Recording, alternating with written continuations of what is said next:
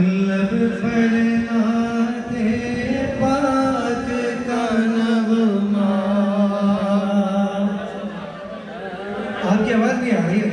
लब पर नाते पाक का नगमा कल भी था और आज भी है।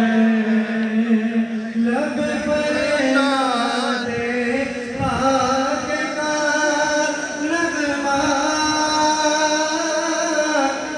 कल भी था और आज भी है। मेरे नबी से मेरा रिश्ता मिलके कल भी था और आज भी है। मेरे नबी से मेरा रिश्ता कल भी था और आज भी है। हंसते वो कैसे हो सकता है जिसको रब ने बुलंद किया। सुभान अल्लाह। पीछे से आवाज दिया बुलंद आवाज से।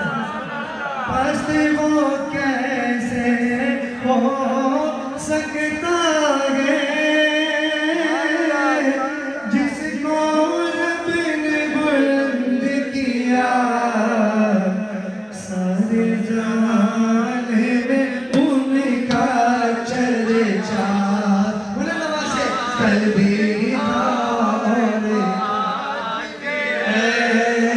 सारे जहान में उनका चर्चा कल भी था और आखिरी शेर पेश कर रहा हूँ और ये मैं 2 मरतबा पढ़ूंगा। देखिए आज सब खड़े होकर मेरा साथ दे रहे हैं। आपको सलाम।